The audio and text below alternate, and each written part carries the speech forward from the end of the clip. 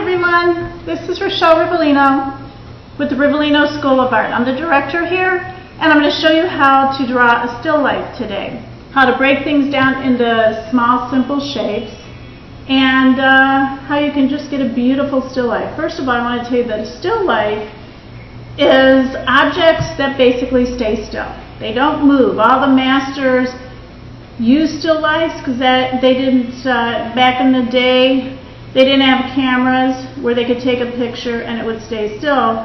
So they would do things like landscapes, although things did move in landscapes quite often. If nothing else, just the time of day could change things. The nice thing about a still life is you can control its environment. You put it in one spot in your house or your studio, and you choose the objects that you want to place there. So usually a still life has something that's an inanimate object like a vase or a cup or anything you can find. It could be a rock, but it's something that was never alive, okay?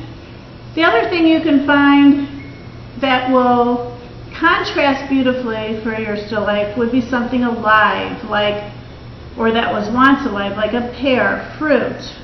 It could be vegetables. It could be a bowl of lemons. It could be a vase of flowers. Flowers quite often are used in still lifes. Okay, so now what I'm going to do is I'm going to go over where you won't see me anymore. You're just going to see the still life, and you're going to watch me draw. Listen up, because I'm going to show you how to make this fun and easy. Okay. So here I am now by the materials. I have a pencil that is soft. I don't use hard pencils very much unless I'm doing a pencil sketch and I'm really looking to use all the different hard and soft lead types. But when I'm sketching, I love soft lead. It's just much more engaging for me, and I can feel the lead. I like that. You want an eraser. I love the white erasers. Pink erasers are fine in this case, because all I'm doing is showing you how to draw. This drawing can have an end result as a drawing, a pastel. It could be a painting. It could be anything that you want. I'm only showing you how to break down shapes so you get a nice drawing.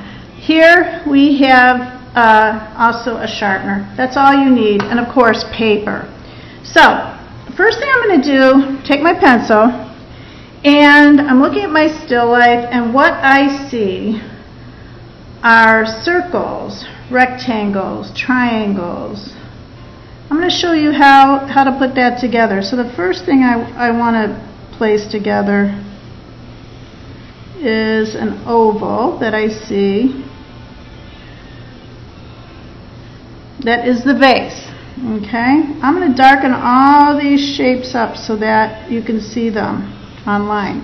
Then I see a rectangle right there, and then I see an oval here, okay? And I want you all to see that, so I'm going to darken it up. I'm going to switch over to even a softer lead so it'll be darker yet. I'm going to go from a 2B to a 4B. There we go.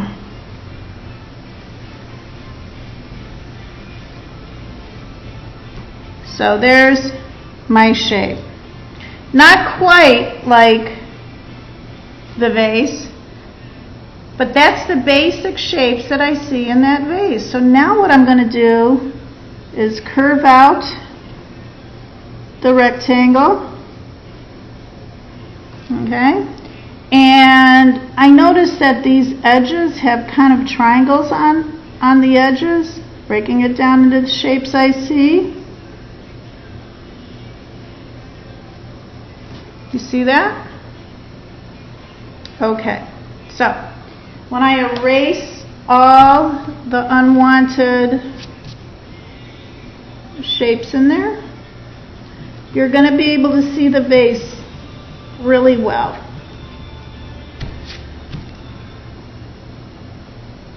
And I got to erase hard because I'm drawing really dark, so again, so you can see it online. I'm going to add a few more things that I see.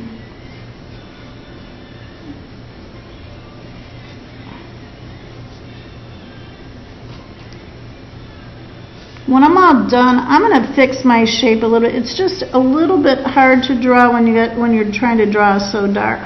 Okay, next thing, I'm going to work on the rectangle I see, which is in my cup.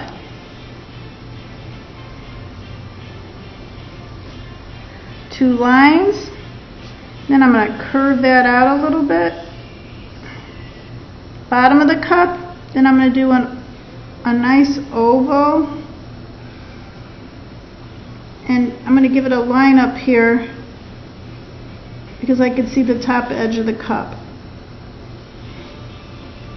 All right, there's my cup. Now I'm going to do a half circle shape, C shape, or it could even be like an ear shape.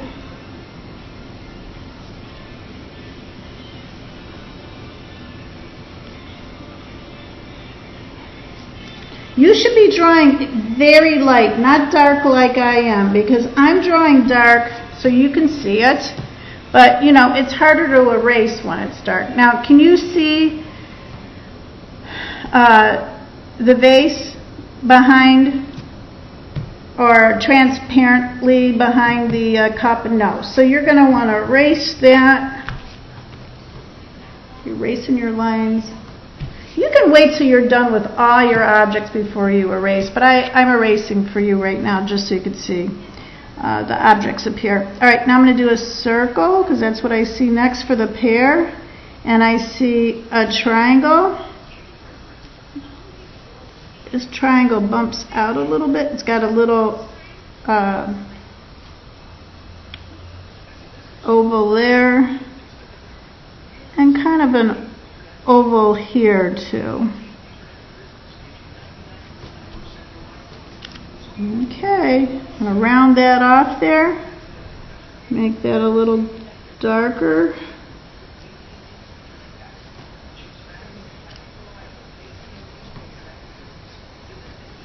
And erase the lines I don't want.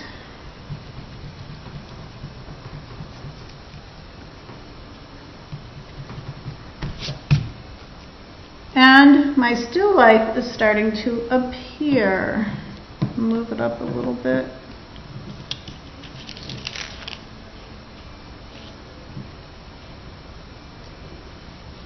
Okay. Now, one thing I do see is a little bit of a shadow here and here. And shadow here.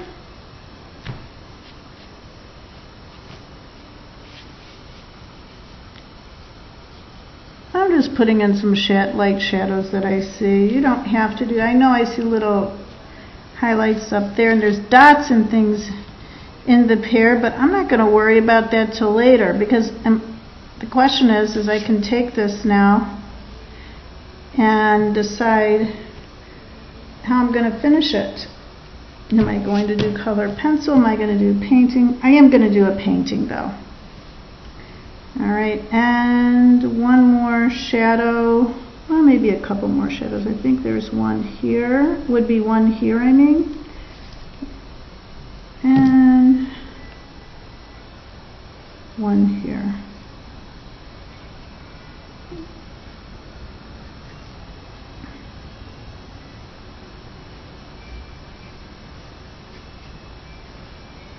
Okay.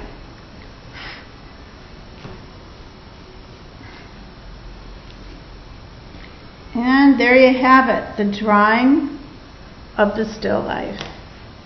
The very preliminary drawing of the still life.